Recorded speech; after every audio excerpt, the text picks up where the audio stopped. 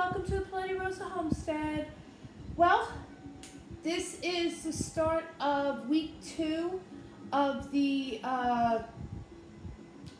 challenge that Jessica from Three Rivers Homestead started, which is Every Bit Counts.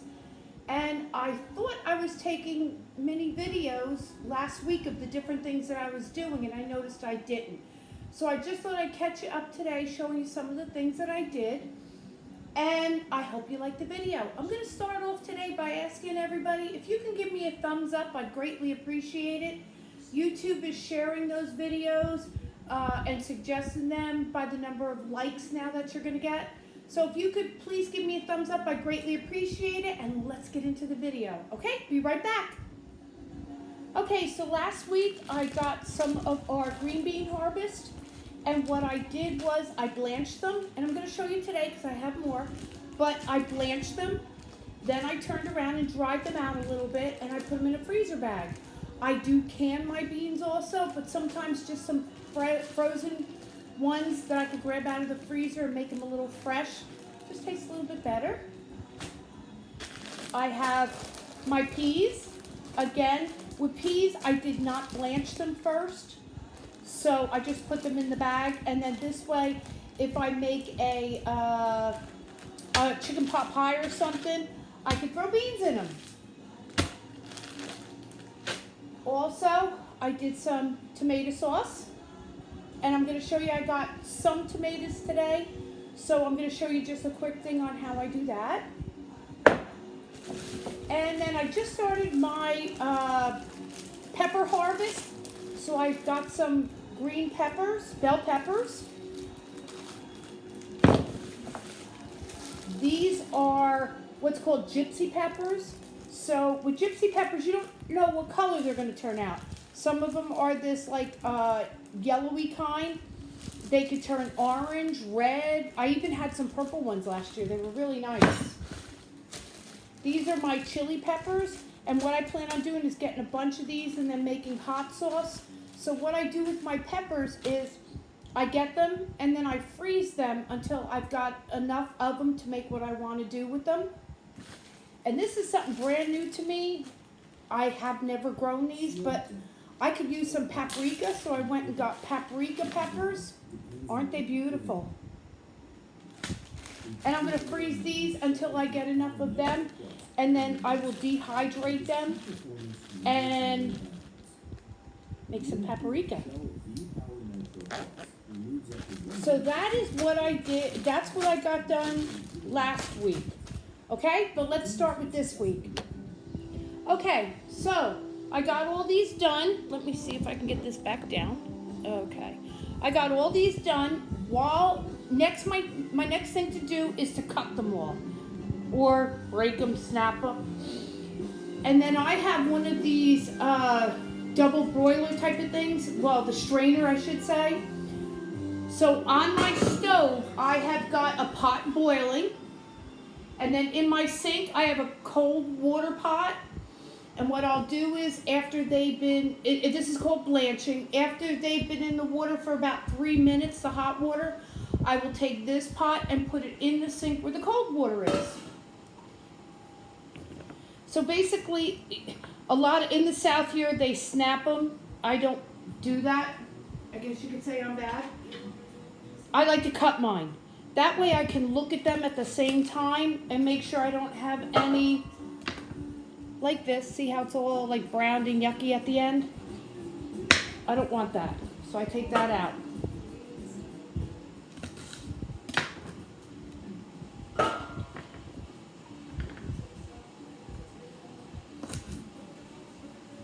Okay, I don't think you need to watch me cutting beans. So when I get done cutting all the beans, I'll be right back. Okay, my water's boiling. So I just put the pot in. I make sure all the beans are covered with water, which they are. And I'll set my timer for 3 minutes. And like I said, once this is done, I put it in the cold water.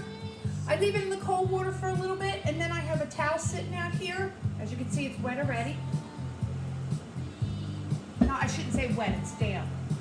So So I'll take them, I'll let them drain for a while in the cold water. I'll put them on the towel, let them dry just a little bit, and then I put them in bags. Okie doke, be right back. The 3 minutes is up right now. And what I'm doing, I'm sorry. Here is that pot.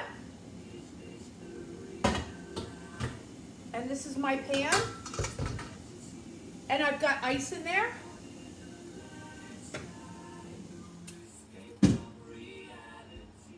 Now what I do is, while that's boiling, I try to clean up everything. We'll clean up as much as I can so that I get ready for my next task, because I don't want to spend all day doing this. What this is all about, this challenge, is so that you do a little bit every day and you stock your pantries with all really good, healthy stuff. Now, if you don't grow your own tomatoes or you don't grow your own beans, go to a local farmer's market and grab some beans, tomatoes, whatever you use, and preserve it. God only knows what's going to happen in the future, so have that on hand. Have really good, healthy things for you to use.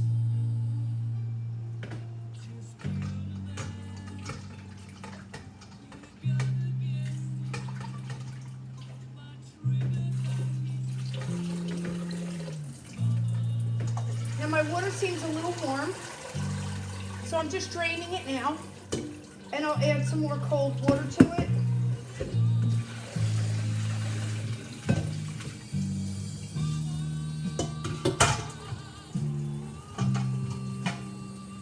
Because you want to make sure that the beans are nice and cool.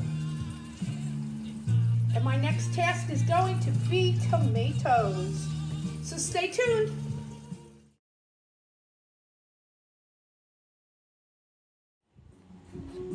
So way back in the day that I can remember, when my great-grandmother used to do different things, she would roll up her vegetables before she froze them in a towel and just pat it dry.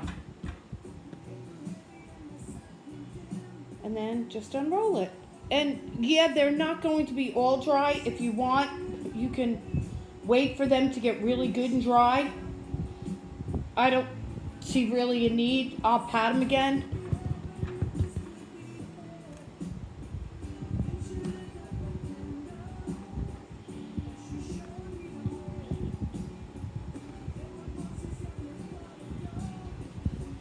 So that was a nice harvest. So now what I do is I take my baggies, and I have a scale right here. And for me and my husband, we kind of, 3/4 of a pound seems to be a good amount for us.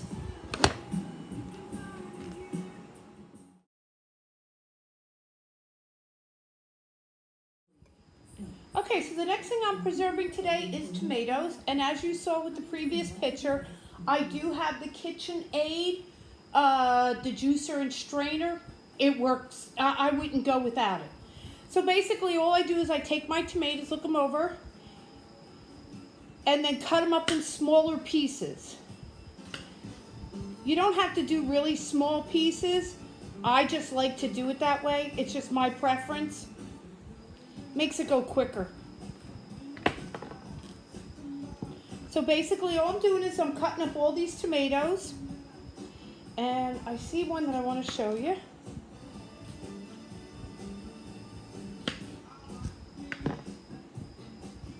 I just saw it. Where are you? There it is. As you can see, I have a little bad tomato. What I would do, which you shouldn't have to with the KitchenAid, but I just noticed that. So I'll take out some of the middle of that. What the KitchenAid does, that's good. It keeps only the meat part of it, of the tomato, and it skins and takes all the seeds out.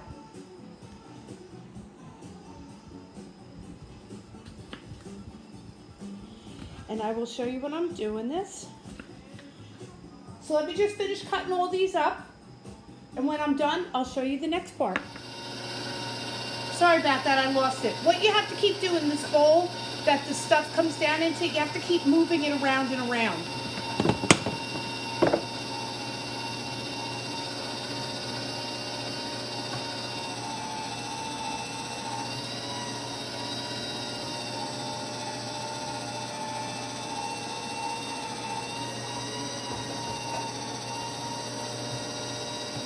You have to make sure it goes into that bowl and not this. 99% of the time it falls into the correct one.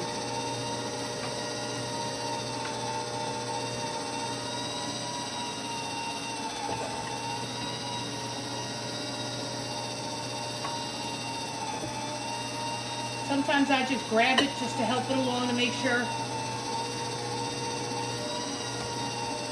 Now, yes, you can make this machine go faster. I just don't do that.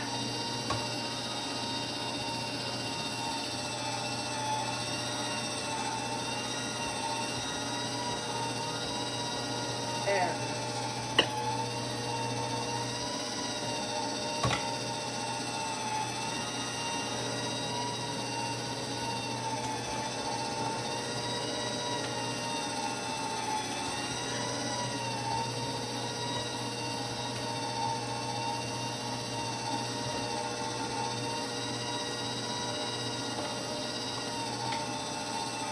Now, there's one or two things that I could do with this sauce right here. The meat, the juice, is I could make spaghetti gravy, or I could just leave it the way it is right now, which is, you know, just your juice. But I like to make up my sauce ahead of time, spaghetti sauce. Because I use that for pizza sauce. I use it for just about anything. And that's basically all you have to do. My tomatoes are now in. I'll be back.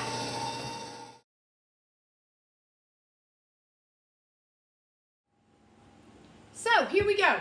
I'm just going to turn the blender on, and I usually go with it like 4. And I'll take some of the tomatoes, and you just pop them on the top. Now out here comes your seeds and your skin, and then down here, do you see that little thing right there? That will go into everything else. All your meat. And you just press down, and you can see it's coming out.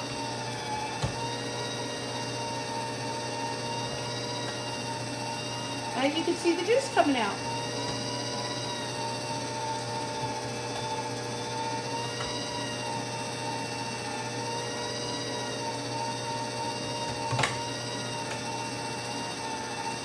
Oh, that juice looks fantastic.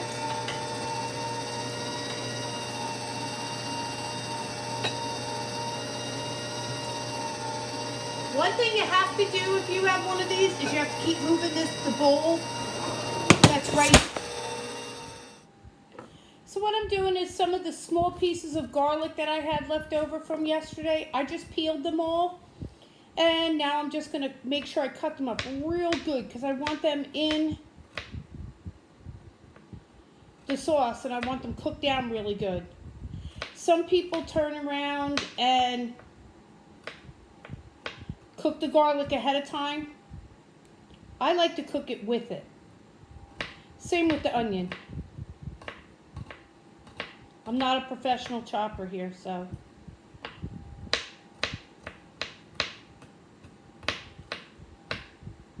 I'd love to watch them. I can't do that.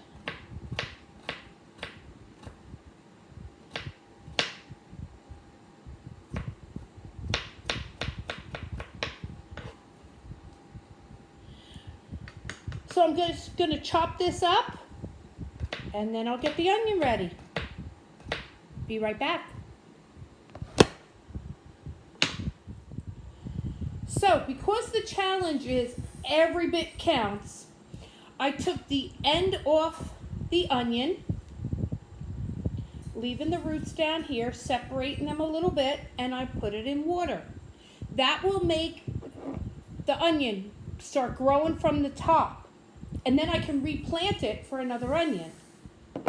I'm also saving the skins, and I put them in a bag in the freezer, and I take the skins from the onions, skins from the garlic, carrots, whatever, and I put them all in a bag, so when I make broth, it's a great thing to do. So I'm using about 1/4 cup of garlic and 1/2 cup of onions, and I'm going to add that to the sauce, the tomatoes.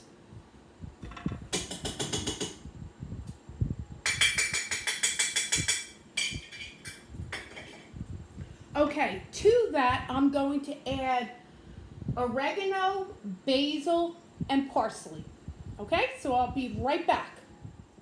Now just remember, I've only got about 4 cups of tomato. So that's why I'm not doing a lot. This is a tablespoon. I want a tablespoon. I want a teaspoon. So I want to do about a good heaping teaspoon of oregano, basil,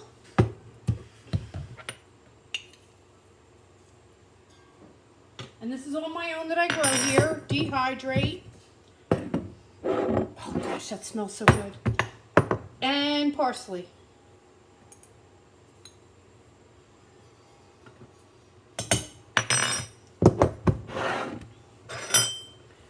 And just stir it up.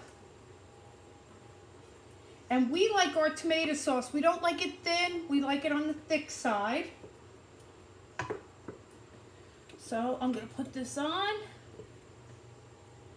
And it's going to go for hours. Then what I do is, because this is me, I don't like mine chunky. So I turn around when it's all done and thick. I turn around and put it in the blender. And this is the ending results. Nice and thick, smooth spaghetti. So that's it for today's challenge. Look forward to showing you some more tomorrow. And again, I apologize for last week. Have a great day. And please, guys, don't forget to give me a thumbs up. Leave me a comment if there's anything you'd like to see more of. And thank you for visiting the Three Rivers Homestead. If you haven't yet subscribed, please subscribe to my channel. Thank you.